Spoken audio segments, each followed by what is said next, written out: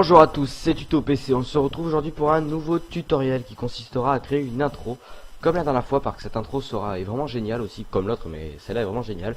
Quand je vous explique le contexte, c'est un gros cube, on voit le cube et là il explose et le texte apparaît au moment où le cube explose en milliers de petits morceaux. Enfin, il tombe au sol et explose comme une vitre, quoi, comme si qu'il y avait comme si c'était un néon qui tombait, quoi, au sol. Donc je vous montre le rendu final tout de suite et on attaque sur la partie cinéma 4D pour créer l'intro, quoi. À de suite.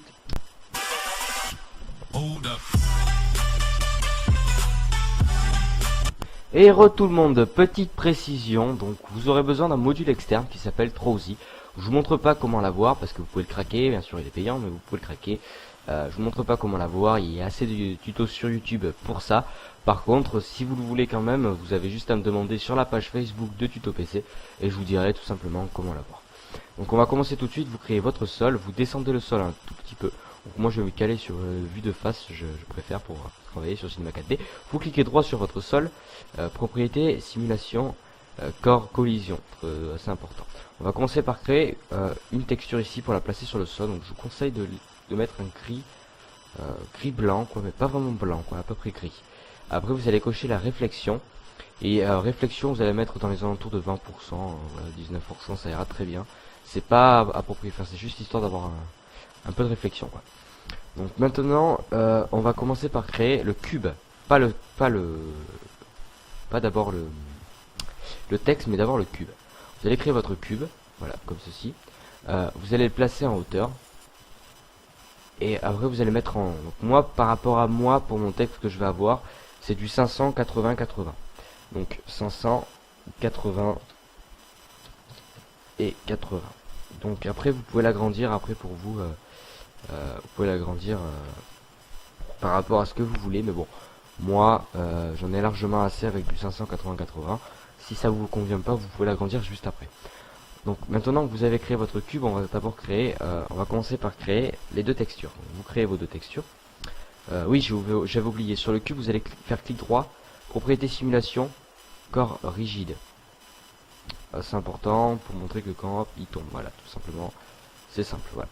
Donc maintenant que vous avez fait ça, on va passer, on va créer vos textures. Donc vous allez choisir un blanc pétant. Enfin, après c'est comme vous voulez, mais moi je vous conseille un blanc pétant.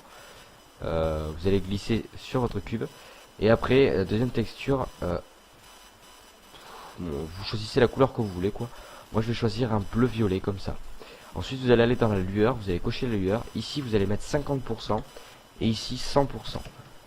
Aux alentours, hein. Moi c'est ce que je mets parce que après c'est trop fluo, voilà, ça donne un effet comme ça. Moi, je trouve ça assez sympa. Donc maintenant que vous avez ça, vous allez cliquer sur votre cube et là, c'est là qu'on va utiliser le module externe Trowzy. Vous allez cliquer sur module externe Trowzy. Voilà, donc vous le mettez à, moi je vous conseille de mettre 200 ou 300 ou 100, enfin moi je vais mettre 200. Ça va prendre un peu de temps, donc là vous cliquez sur Break Now. Ça va prendre un peu de temps, donc je vous retrouve tout de suite pour la suite du tutoriel. A de suite. Et voilà, tout le monde. Donc là si on fait play, le texte se casse et tombe et s'écrase en petits morceaux. C'est normal que ça bug, et après sinon au niveau effet ça donne quelque chose comme ça. Donc si ça vous plaît pas, qu'il manque de violet, vous avez tout simplement, vous pouvez tout simplement faire CTRL Z. Donc CTRL Z pour revenir au niveau du cube. Voilà, donc là je suis au niveau du cube et vous intervertissez les couleurs. Ensuite vous refaites vos modules externes, Trowzy, vous cliquez sur votre cube aussi, vous remettez 200 et vous faites breakdown. Donc c'est ce que je vais faire parce que j'aime pas trop. Donc à de suite. Voilà, donc là maintenant si on fait play, hop, ça se casse et ça s'écrase sur le sol. Mais si je regarde un effet de rendu, ça donne mieux quand même, avec plus de violet. Voilà. Donc maintenant c'est très simple, on veut qu'à temps ça tombe et à temps, voilà. Donc pour vous montrer un truc, donc là vous laissez cette image clé, vous la supprimez surtout pas. Maintenant on va augmenter le temps, vous mettez 500, je vous conseille, hein, c'est juste pour avoir de la marge. 30 frames est égal à 1 seconde. Vous voyez que ça c'est un F, ça veut dire frame. 30 frames est égal à 1 seconde, donc 62 secondes. Donc vous vous mettez à 60, voilà. Donc ici, vous allez cliquer sur votre cube. Et là dans dynamique décor ici, vous avez ça activé. C'est pour activer la dynamique décor, c'est-à-dire que à tel endroit il tombe et il se casse. Donc là, moi je vous conseille de faire, vous faites CTRL, vous désactivez, voilà, vous cliquez, vous désactivez. Vous allez jusqu'à 60 frames.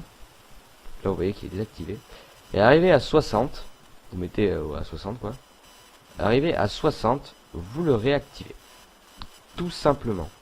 Voilà, il est désactivé. Et pour que ça fasse quelque chose comme ça, on patiente pas dans les 2 secondes. Et à 60, bam, il se brise. Je trouve ça mieux d'attendre qu'il se brise instantanément dès qu'on regarde. Donc c'est normal si ça bug, hein, il n'y a pas de souci, c'est normal si ça lag. Donc maintenant on va commencer par créer votre texte. Donc vous allez dans mot graphe, mot texte. Moi j'ai marqué tuto PC bien sûr. Tuto PC. Je vais mettre ça à 50 de largeur. Enfin de profondeur. Voilà, 50 de profondeur. Hop. Là je vais mettre ça à 100 pour la taille. Parce que je trouve trop grand sinon. Et je vais changer ma police d'écriture pour mettre celle-ci. Voilà. Tout simplement. Avant de toucher à votre texte et de cadrer votre texte, on va poser les textures. Donc vous allez aller sur votre texte, cliquez sur votre texte, couvercle, couvercle et biseau, ça donne un effet beaucoup plus joli. Vous allez placer la couleur violet en premier sur le texte, puis la couleur blanche, ou l'inverse, c'est comme vous le voulez. Vous cliquez sur la couleur blanche, limitez la sélection, C majuscule 1. Vous écrivez ça sur limiter la sélection. C'est pour donner quelque chose comme ça. Moi personnellement, je trouve ça super sympa de donner quelque chose, un effet comme ça. Après vous allez vous mettre en 4 vues. Et là vous allez mettre le texte tout simplement. Alors, je suis en train de déplacer le sol, donc je vais faire un CTRL Z. Voilà, vous cliquez sur votre texte. Et là vous allez caler le texte dans le cube, tout simplement.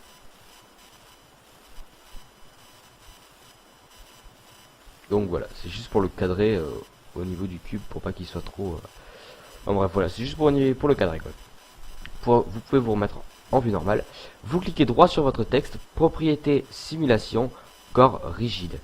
Maintenant on veut que le texte, qu'une fois que tout s'est écrasé par terre, que tout le cube s'est écrasé par terre, que le texte tombe, comme j'ai fait dans l'intro.